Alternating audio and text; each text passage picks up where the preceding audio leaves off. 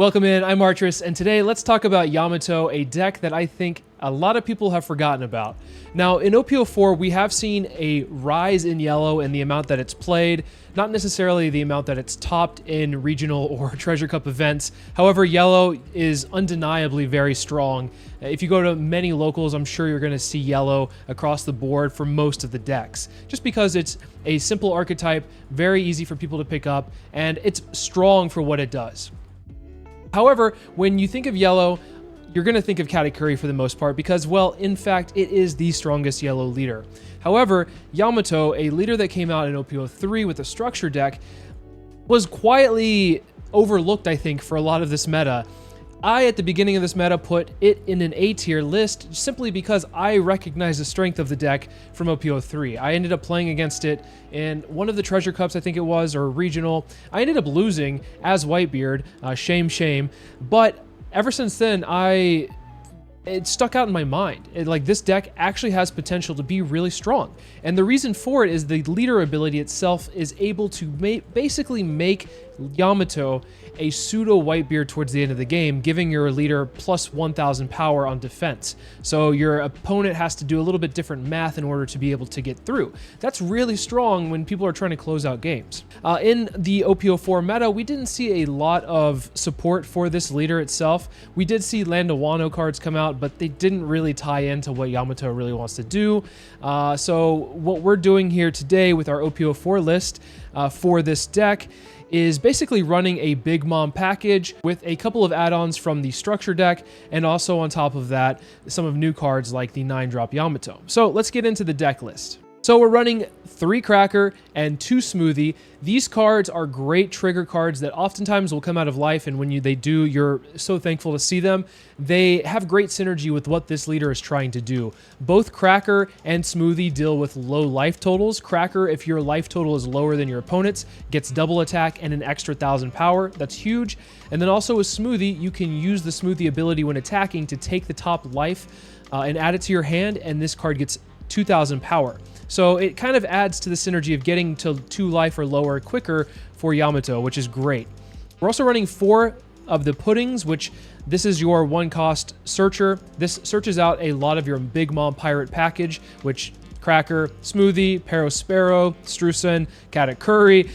We have the Thunderbolt, the 7-drop, the 4-drop, the Ram. As you can see, we're running a lot of Big Mom cards here. So that being said, there's oftentimes where you're never going to miss with this card when searching with it. So the big targets that you're going to want to find is obviously dependent on the current Dawn situation or the state of the game, but oftentimes what I like to do is grab a 4-drop Rush Katakuri or a 7-drop Big Mom, because this card is actually pretty good in this deck, believe it or not.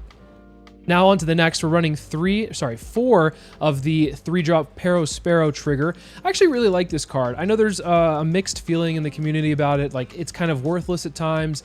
However, it's a body that sticks on the board. Your opponent oftentimes does not want to attack into this, and if they do, you're rewarded by being able to get another card to replace it. So I think this is a really good card. Love seeing it. Getting it out of life is great. Playing it out of hand is amazing. What I like to do is go second sometimes with this deck, and on my 6 Dawn turn, I'll just drop 2 Sparrows and then have 2 5k bodies to swing with the following turn, which is actually a really strong play. For our 2Ks, we are running, I believe we are running 12 total. Yeah, 12 total 2Ks, simply because towards the end of the game, like I said, your leader becomes like a pseudo Whitebeard, so having a lot of 2Ks is very handy. We're running 4 Strusen, 4 Capone, and 4 Charlotte Amande. These are all very much going to be 2K counters. However, they can be used for utility. The Strusen is able to pop a 1-drop by trashing a trigger card. The Amande is able to kind of do something similar, but rest a 2-cost lower character by trashing a trigger card. You're not typically going to want to do those, by the way, but they are useful. There are situations where it does come up. And then, of course, the Capone Beige is in the new set, and it is a crazy trigger out of life that can often win you games. So yeah, this is a really good card for a 2K and also just a trigger card. Running 3 of the 8-drop Katakuri. This answers a lot of things on board. If there's something that you can't answer, which, by the way, this deck kind of does struggle with removal for the most part, so this is kind of your best tool to remove something from the game, especially a big threat. and it's just, you know, it's a big beater once it's on the field. We're running 4 of the blocker Sanji out of OPO4. This card is amazing. Can't say anything else really about it other than you love to see this be like the last life, or you just like being able to get a free blocker out. And if I do get this out, sometimes I'll just attack with it next turn, because if they attack into it, then it did its job as a blocker. We're running 4 of the 9-cost Yamato. I think you have to run 4 in this deck, not just because your leader is Yamato, but because this card will keep you sustaining yourself throughout the later stages of the game. Oftentimes you'll go down to 1 life, and it is a very risky situation where you're at 1 life and you can play this out and just heal and feel a little bit more comfortable, plus establish a big body on the board. Sometimes though, you in a yellow mirror, not necessarily Yamato mirror, but a yellow mirror, you'll be able to KO something with this effect rather than heal. So it does have good purposes both ways. I'm running 3 of the Randolph, which is a 5K, or sorry, 5-drop 7K vanilla. This is searchable off of your pudding, and it's just a strong 5 drops. Like, it fills that spot very well. You definitely need some 5 drops. I, as you can see, I have a lot of 4 drops, but a couple of 5 drops definitely helps as well. We're running 3 of the Rush Katakuri. I'd actually prefer to bump this up to 4. I think this card gets the rush effect more often in this deck than any of the other yellow decks. Plus, it gives you some control over what you see in life. If you want to, you can see what's in your life, move it to the top or bottom, or look at your opponent's life and do the same. But more times than not, I'll end up looking at my own life and see if I want that card next, or if I'll just put it at the bottom. But this takes a lot of people by surprise as well, because they don't expect a rush unit in yellow, and you typically won't get the rush off, like I said, in Katakuri or Big Mom. But when the whole game plan is to go to low life and be at a lower life total than your opponent, this Katakuri basically has rush no matter what. So it's amazing in that regard. We're running 3 of the 7-drop Big Moms. This card I didn't think was that great to begin with, but the more that I play with it, I think it has a really strong purpose in this deck. There is a little bit of like anti-synergy with your leader, because sometimes your opponent will just heal you and then you're not able to get your leader ability off. But if you're being healed to the point where you can't use your leader ability, I think that's actually a pretty good thing. Of course, with this build, you're not running the 10-drop because you can't get the effect off of it. So the 7-drop is almost as good in this deck. It serves a really good purpose here. We're running 3 Thunderbolts. This card, I would almost run it 4. However, I did try it out and it felt a little too clunky. I think Thunderbolt serves the best purpose in Yamato because you don't mind, once again, you don't mind going down to low life. You use this to KO something, and then now you're a little bit closer to getting your leader ability off. You can use this on the field if you have like a Cracker on the field and your equal life totals. You can Thunderbolt something and then use the Cracker ability to double attack into something. You can also do the same thing with like Katakuri. If you Thunderbolt something and then you play Katakuri, you'll get Rush. So there's a few different ways that you can use this effectively, but I think Thunderbolt is probably the best fit for this deck overall. I'm running 2 of the arrows. I was at one point running 3. I also was running 4, and it became a little too clunky at times. And then when I saw the trigger in life, I didn't want to discard 2 cards in order to gain a life back. I didn't feel like that was a very fair trade for me. I like to have a big hand size, so I bumped it down to 2, and ultimately I think that was the right choice. Overall, I think the deck, you play it very straightforward. It's a yellow deck at the end of the day. You play your bodies down, you swing in, you try to play board control, you maintain a healthy life total while also hopefully staying around 2 life to get that leader ability off. I think it goes toe-to-toe with a lot of the decks in the meta. It might struggle with a few, but overall, I think it has pretty good matchups. Also, make sure to like and sub if you find anything in this video useful or informative. It literally takes a second and it helps out the channel so much. Thank you all for the support. Now let's get into some games. All right, we're gonna go against an Oden. This feels very wrong for Yamato to be going against Oden here, but it is what it is. They choose to go second. I actually don't know if Oden is good against this deck because I haven't faced too many Odens. I will say though, Oden has like a surprise OTK, so just know that at any point we could lose the game. Our curve is looking very much a 3-5-7, so let's just grab the Big Mom and pass.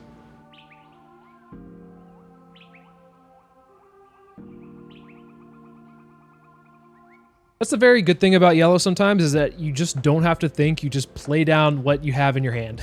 I guess that goes for a lot of the leaders, to be fair, so.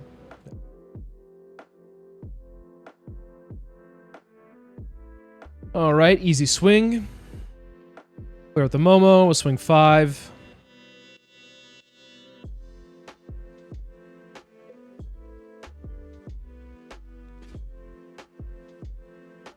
The hard part is going to have... The hard part's going to be for us to have removal. I imagine that they're going to swing like 6 and then drop an Okiku. We don't have a way to KO the Okiku, but there's a possibility of drawing into a Thunderbolt.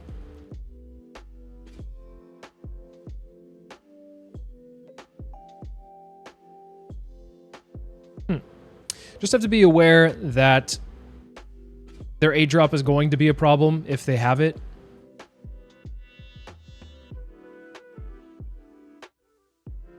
Yeah. Actually, never mind. Never mind. We are okay. We'll be fine.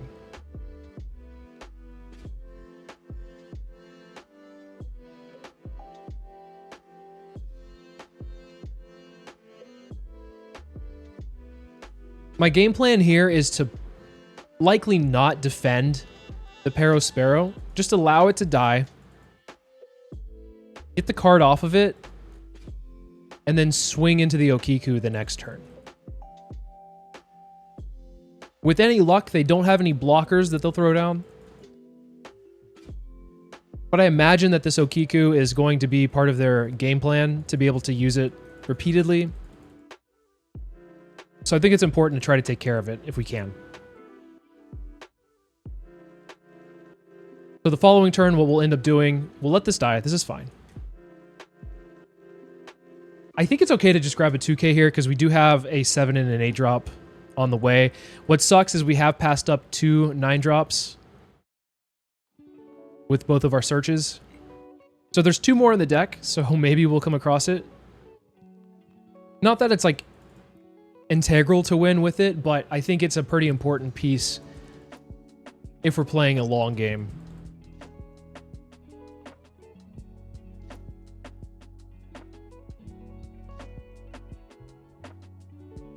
Ooh, that's a good one.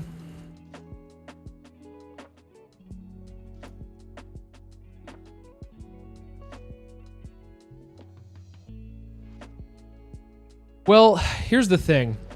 I feel like if I swing 5 at the Okiku, they likely have a Paradise Waterfall to restand it. So I want to get something else out of their hand, like something bigger. So maybe a Punk Gibson. So we're going to swing 7 first and see what they do. Spider's Web. Same thing. Same thing.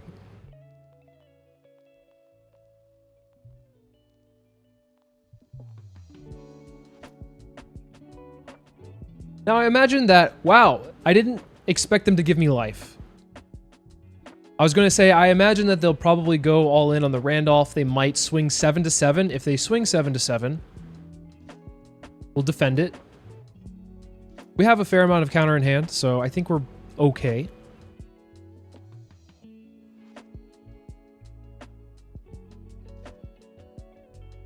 However, they'll probably go 8 to 7, maybe even 9 to 7. If they do 9 to 7, we'll let it go.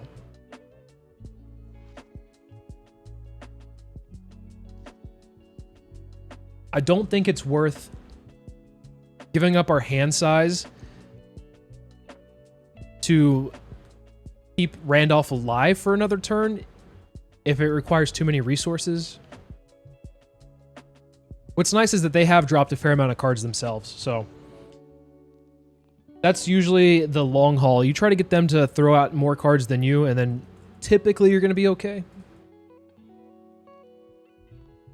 Like, the way that you have to look at it is like they have 8 cards right now to play with, whereas we have 12. So that 4-card advantage is really nice. And our board presence is roughly the same. So I think we're in a good spot for now. Double Denjiro is problematic, yes. If they only go 8, we will defend this.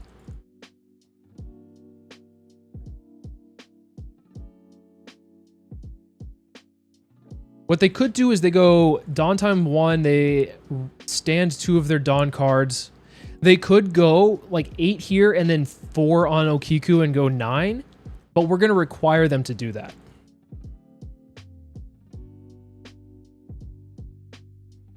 Okay, well, there wasn't any question. You got it.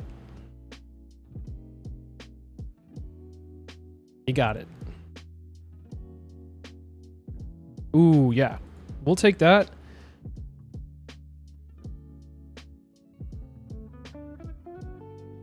This just pressures their Okiku. Basically, what we're going to do next turn, we're going to swing 5 at the Okiku. We're going to swing 8 or 9, rather, at the Denjiro.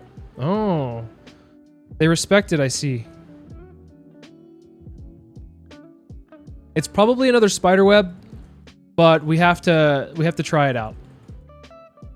If it's a Punk Gibson to rest my Parasparrow, bummer.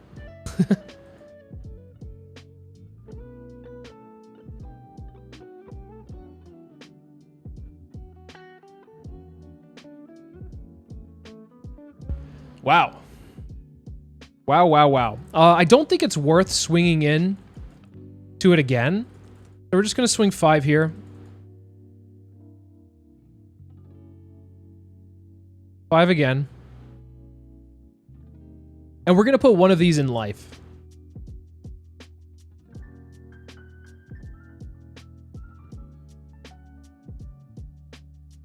This puts them in a really tough position because they either have to go all out to KO the Big Mom,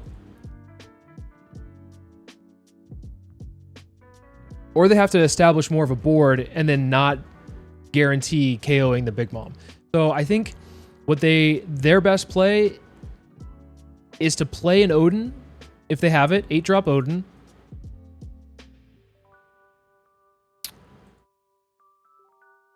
Maybe just swing at like Okiku to maybe Parasparrow to get rid of the pressure, and then a Denjiro to get a card out of hand. This isn't dying though. It's really tough for that. Like, I have no clue what like their best path here is. They could also just pour all of their Dawn on the Denjiro and go all in. So yeah, who knows? These are the things that you should be thinking about though when you're playing a match. Like, how can my opponent clear my board or take over the game this turn or turn things around? So you have to think of all the possibilities. And hopefully they don't think of the actual ones that are going to win them the game.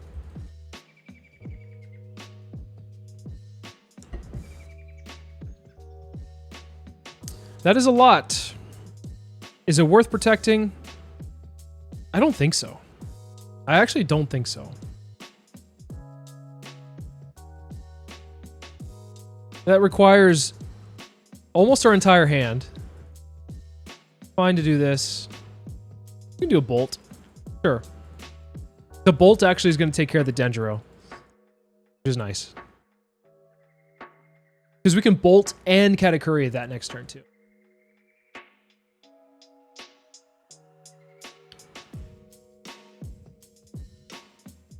I think our best play is probably to do board control, because I don't think we can go for game at this point. Ay-yi. Ay-yi-yi. Well, they don't have Dawn open, which is nice. So I don't know if Bolt is the best move, so we're just going to do this. Actually, Bolt still is good here. I was thinking we could do Bolt and a Katakuri.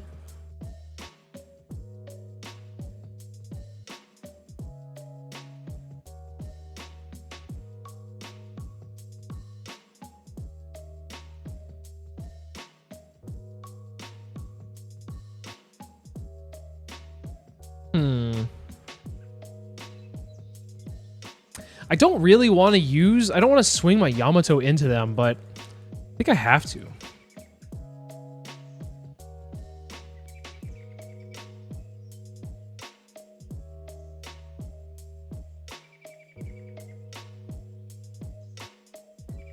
This wasn't the most efficient use of our Dawn. That's okay.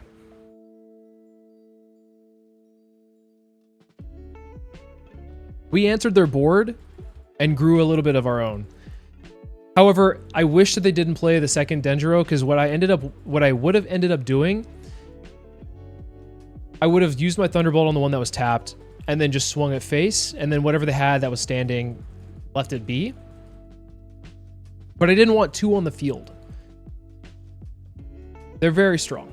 Very strong. We're going to hold out to play our other Katakuri, though, because I'm waiting for the Oden. I'm just waiting for it. That's why I'm holding on to it. But ideally, I wish I could have Thunderbolted and then also played a Katakuri that turn. Because now what they could end up doing is just going all in on this one, which, granted, is not the best use of their time or Dawn, but it will guarantee that they kill the...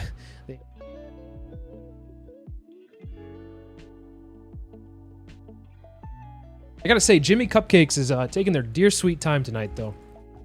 They're thinking it through.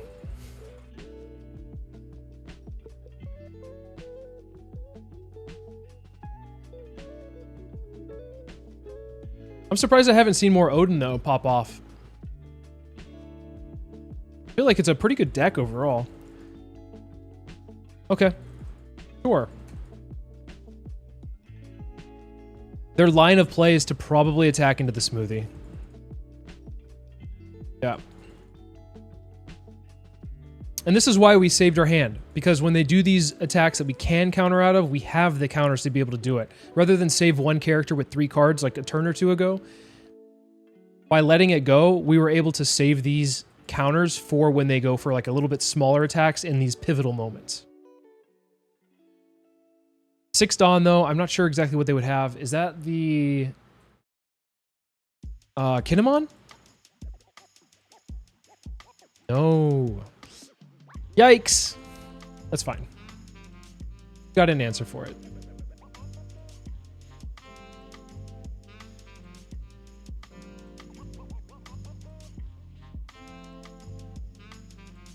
So I think what we could do here is swing 9.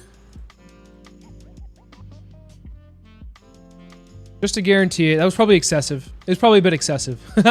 No, I definitely was excessive. Then we're going to go attack in. We'll use the action. We'll just take the top life. Go 7. Guarantee hit.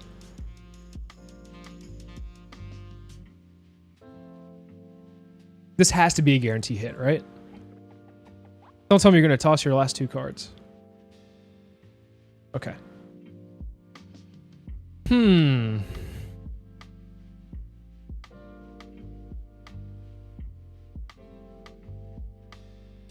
I am actually going to swing 5. They'll probably counter out of this one. The reason I'm only swinging 5 is because I think in this scenario, it's better to get that card out of hand, know what's in their life, and then have the 1 Dawn to play the arrow. Because this is the turn where they're probably going to swing all in if they have to. So I guess they just saw that it was probably useless at that point. We do have a couple of 8 drops. They don't have a lot of cards in hand. We kind of grinded them a little bit, although to be fair, this match went very long just because Jimmy Cupcakes was thinking a lot. So be it. That's what it is. Off to a good start. All right, we're going against Ace. I think Ace is an interesting case here. We're going to go first. I don't exactly like this hand because we're kind of just sitting there awkwardly for a couple turns. This is roughly the same.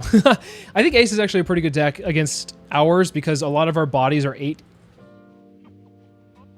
8k power, and they like to KO that, which is unfortunate. I think we're going to grab the Pero Sparrow. And we'll just swing 7. Like I said in that one match, like with Oden, sometimes our turns are a little bit awkward.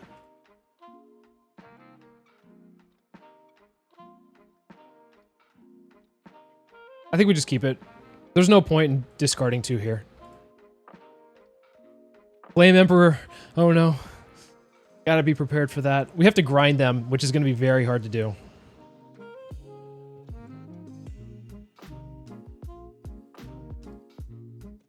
Have the Crossfire. I guess we just go 2, or we'll go 7 again. It definitely puts pressure on them. Depending on how they built the ace deck, they might not have a lot of counter. I know that more recently, ace decks have been running 12 to even 14 2K counters. And the way that they've been playing is just kind of like have 1 or 2 bodies on the board, but just KO everything else.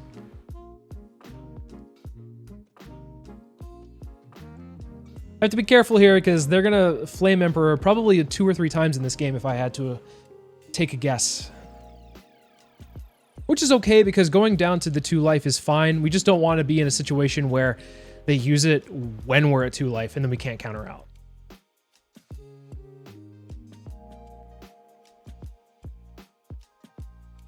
Would have been nice to see earlier. It's okay.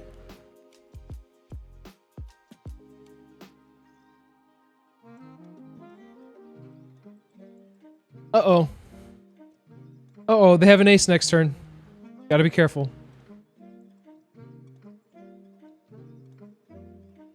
We have to do something this turn where it's like, we know whatever we're throwing down is likely going to be KO'd.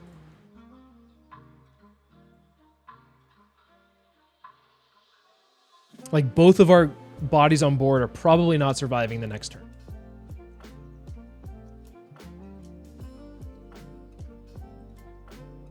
Let's just swing 7 again.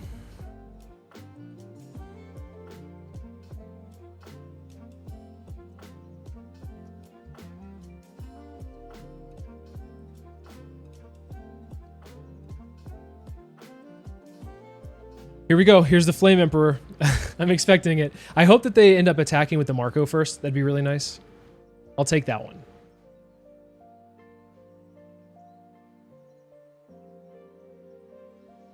No, they just ace. Okay, that's fine. What sucks is that I don't want to...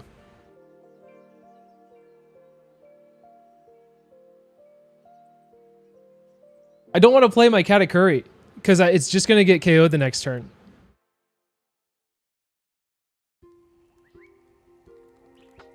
We can throw a Thunderbolt out. And then I think we'll defend these next 2 attacks. I think we have to just drop 2 2Ks here. Oh, wow.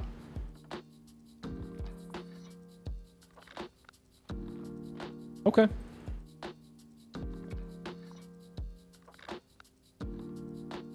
That is a lot of pressure. Can we win this turn? I don't know. If we go for it... Should we go for it? I feel like we should go for it. I'm feeling a little risky here. Hey, let's try it out.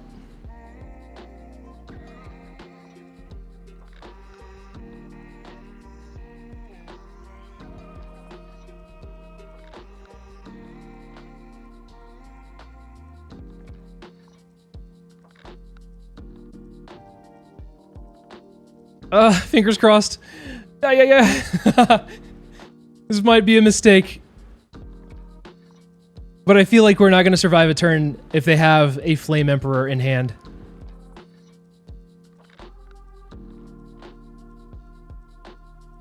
Please, dear God. Okay. Can we connect with 11? Let's find out. I doubt it, but let's find out.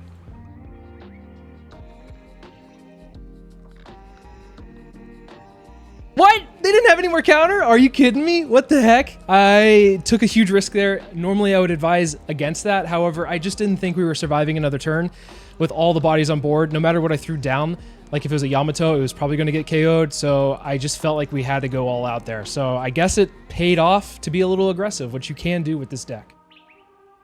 All right, we're going to go against Katakuri here. I hope that we're able to pop off against Katakuri because this is a deck that I think typically has our number. They choose to go second, of course, that's their curve. We're going to go and player pudding because I actually think this hand is not too bad for what it is. We might be able to curve out here. We can apply a little bit of pressure. However, once they start dropping big moms, like the 10 cost back to back, we're in a little bit of trouble. So we kind of have to rush them down the best we can, keep our bodies alive, and hopefully we get some triggers out of life. Hopefully they get no triggers out of life. That's also the other thing. That's the problem with playing Katakuri. You just never know what they're going. What? No way. They have their own? That's amazing. Good for them. They should have looked at my life. I don't mind going down low life, by the way. I've probably said that before. Good trigger. Good trigger.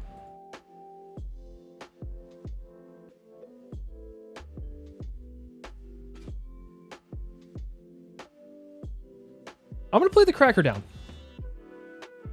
over the Sanji. I think that there's a potential threat with the Cracker being on board because they're likely not going to want to swing into me now. They want to swing into the Pair of Sparrow.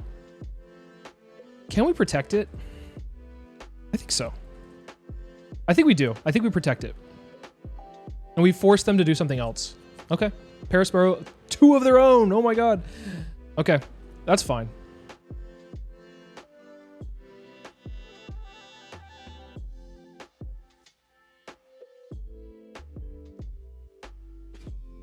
We're just going to apply pressure. They're dropping cards.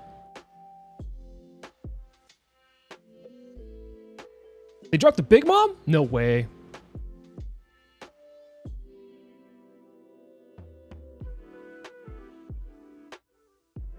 No way.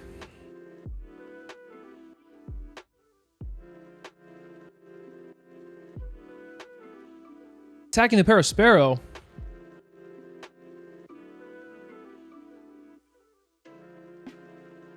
Katakuri of our own, baby. Let's go. Although next time we're going to play the A-drop, so it should be fine.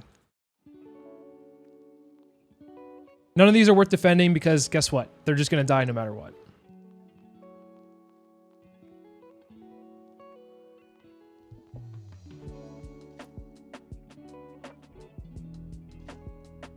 Eight cost. Alrighty. Alrighty. Let's go. I think we just go 6. I think it's safe to ignore these.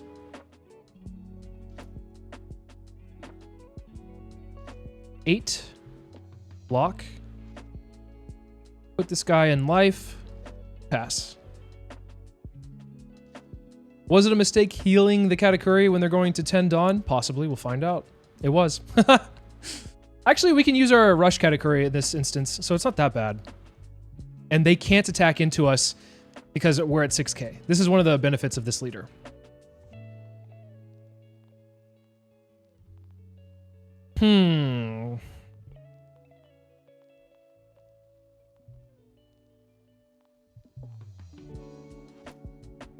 I think I want to hold off playing the Yamato.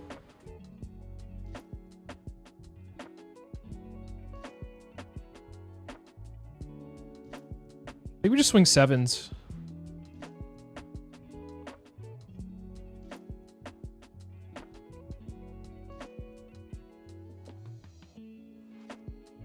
Yeah, I think we just swing 7. They drop 2 here, right? They go down to 3 cards in hand. Oh. Do we win? There's no way. No way. 10? We know it's not a trigger. Stop playing. Whoa. We actually we were able to go fast enough where they couldn't chain drop Big Moms. And we had enough big bodies on board. That was actually a really good showing. Okay, we're going to go against Queen. This is a strong deck overall. I'm not exactly sure how this matchup goes, to be quite honest. Let's keep this hand because I think it fits our curve very well. We have a 3, 5, 7, 8. The only issue is we cannot handle some of their big drops. We'll pass the turn. I'm just thinking here. They have a lot of removal for most of our bodies. This 8-drop can get removed by their own 8-drop. Our 7-drops get answered by Mihawk. The only thing that we can possibly keep on the board is the 9-cost Yamato, but even then they have Red Rock for it. So we have to be very careful playing against Queen. We'll say this though, typically I don't want to swing just flat 5 against Queen because it's just enabling them to be able to toss out a card and get their leader ability off easier later in the game. However, they did take that one, which was a little surprising to see. I imagine we'll see a 3,000 worlds here and then a 5k swing at my leader. That's fine. That's I think their best play. Keep my board clear and just kind of like poke at me every turn. Seeing a blocker is not too bad. We'll also take the life because we don't mind. That's the great thing about this leader. I don't mind taking life for the most part. I'm just like, yeah, sure, hit me, go for it. We'll probably see 2 cards pop out of hand for this one. See like a 1k here and then a 1k here. Can't imagine them wanting to go to 2 life at this point. But we'll see.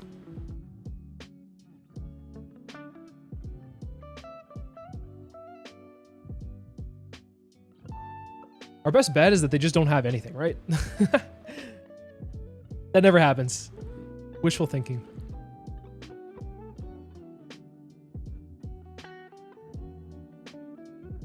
One problem that I've noticed actually with playing against Queen, I have played 1 or 2 matches against Queen, and I don't really know how the matchup is supposed to go per se, but every time I've dropped a 7 cost, it feels like that's the wrong move because they always choose to heal you. And then the following turn, they end up playing like their 9 cost Yamato and then just killing it for free. It's like, oh, I just killed myself. Great.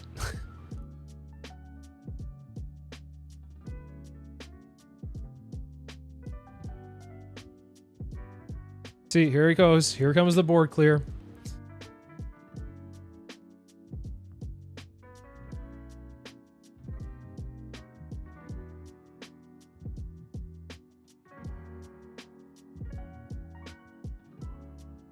They're going to be at 8. So they don't have an answer to the Big Mom for the next turn unless it's a red rock. But the more red rocks out of hand, the better for us. This is a guaranteed heal.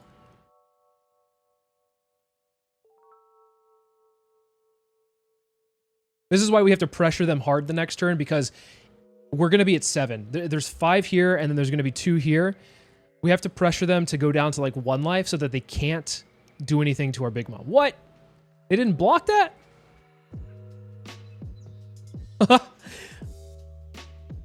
Like they didn't want to give me life? I'm so confused.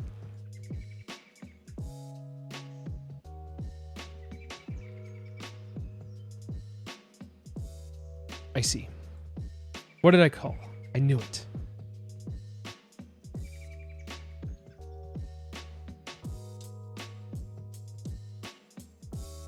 I'm a little bit worried here.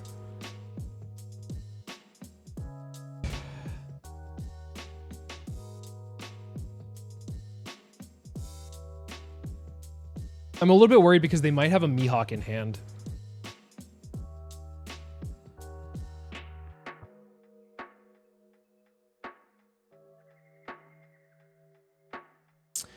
They play that, they're going to be at... Yeah, that's fine. We'll just leave it there. We'll play this out. Grab another one.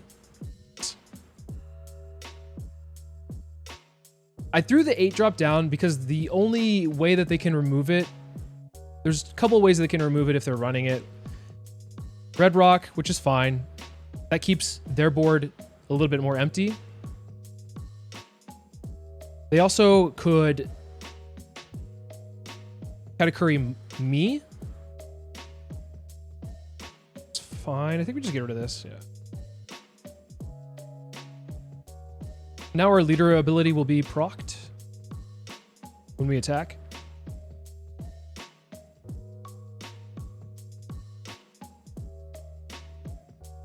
Ooh. You know what's a good play? Putting this in life.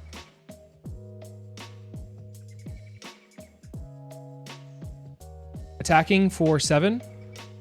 Double attack.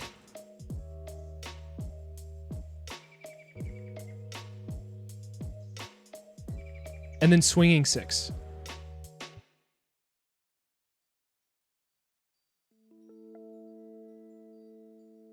Don't you do it. What was that? Really? You just don't hold on to it? I'm surprised. That's crazy. Then we'll swing 6 here. I think that was a good play.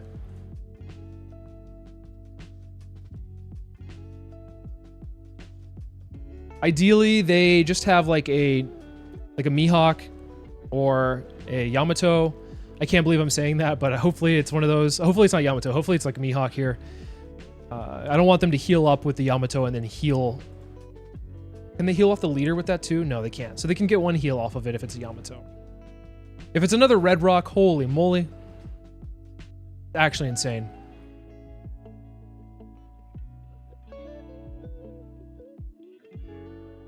I played against a queen one time where it was like they just had 4 red rocks in hand. They opened 4 red rocks, and it's like everything I played down, turn after turn after turn, they just red rocked it. And I was like, all right, man. Honestly, that's impressive. Impressive that you kept a hand with that many duds. Guess it wasn't a dud at the end of the day.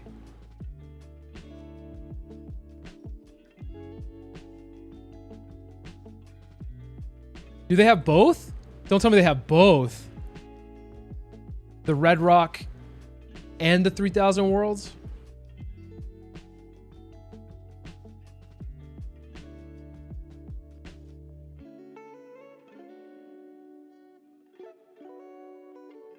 I think it's safe to just counter out of this one. Why not?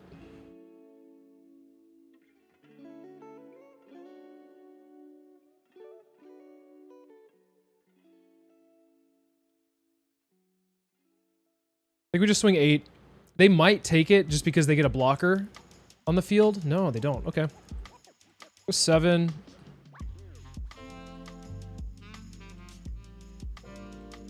And then we're going to throw down these 2 Katakuris. Instead of going with a big mom, we're going to go with 2 medium-sized bodies. I think Queen has an issue with keeping up with a bunch of bodies, and so the more that we can throw down, the less that they can remove. Do your top life. Love to see it.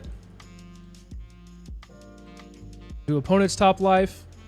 I want to look at it. I'll keep it there. And then pass.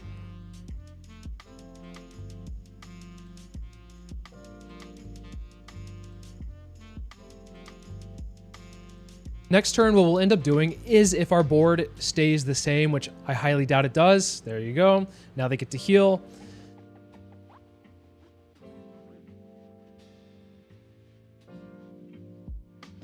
We just pressure hard.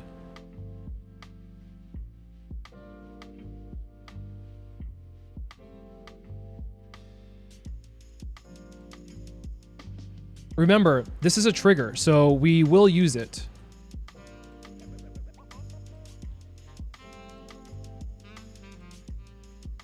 Did they stack this is the question. I don't think they saw anything to stack. I'm going to swing 5.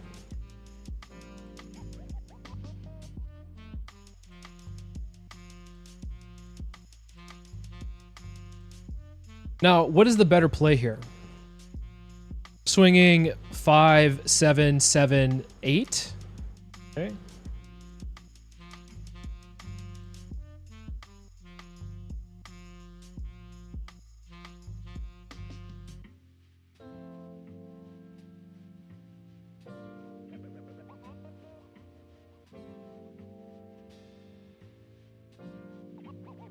What is it? What could it be? Oh, the suspense. Nothing? Wow, what a bluff. I think we go 7. No, we don't do that. We go Lin first. We make them give us a life. Because they're not going to take this. They're not going to get rid of this thing. Yeah. Go 7.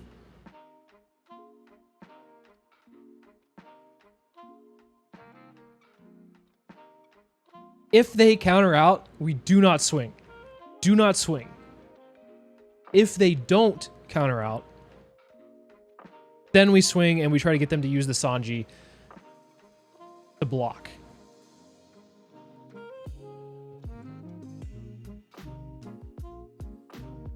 Decisions, I suppose.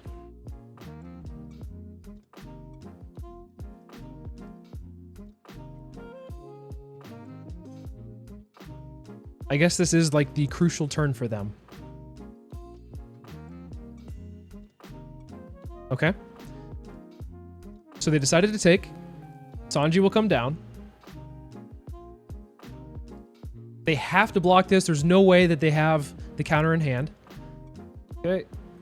And now we have 4 bodies. Assumably, only 1 body is going to survive. I would imagine, like, in a perfect world for them, they could go like Mihawk into Perospero, or Mihawk into Katakuri, the 4-drop.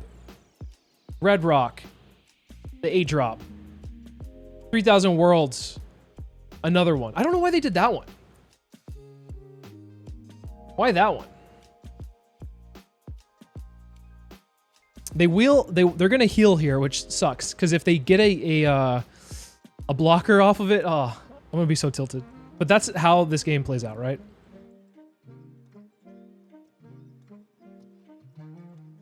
If they go all in, 1, 2, 3, 4, 5, 14.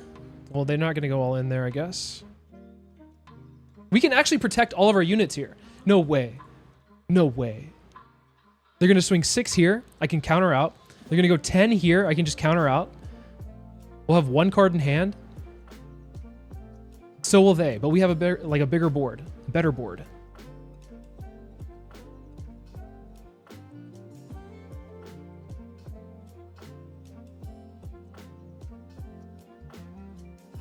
Do it, you coward. Do it.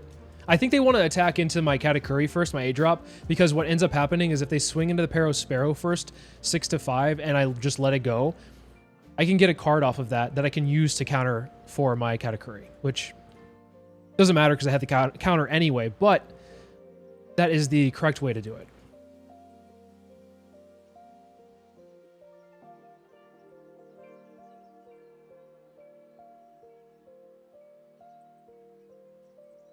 We'll swing 7. We're going to go for game here with a blocker on the field. Please. Please. I guess if it is another blocker, then that's a guaranteed win, because we have 3 attacks that have 0 cards in hand. Regardless, you don't want to swing with your leader first out of these situations. We want to swing big to get the blocker out of the way. We want to swing with little Dawn investment to give us the most information. So put 1 Dawn on the Katakuri and we'll swing 9. I don't know. Ooh, that's a pretty good one. Although at this point, it doesn't really matter because whatever this is, if it's a 2K, they can't counter out of a 7.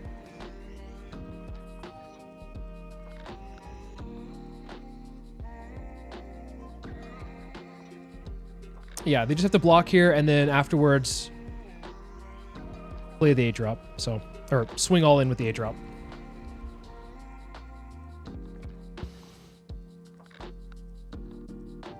This base trigger was pretty good overall. And just to have some cherry on top, swing 14 for the win. So yeah, there you have it. This is what this deck overall does. It kind of plays a little bit more aggressive for a yellow deck. It can handle the big swingers in the meta, I would imagine. Although I will say against Katakuri, there is a little bit of a struggle. You kind of have to swing under to be able to get through the Katakuri. But overall, this deck, I think, is very strong. I think it's definitely worthy of an A tier ranking for, like, if you're going to try to take this deck to a regional or a treasure cup. I think it's good. I just don't think people are playing it. That's the problem. I think more people should try this deck out and actually have fun with it. Because I actually really have more fun playing this deck than I did, like, with Katakuri or anything like that. It just feels fun. So anyway, I hope you guys enjoyed it. Hopefully you guys can try this out and have fun with it yourself. Let me know in the comments what you guys think of this deck. What would you change to it? And also, what deck would you like me to try to brew something up or highlight in the near future? Let me know in the comments. I always like reading those. So anyway, thank you so much for watching, and I'll see you in the next one.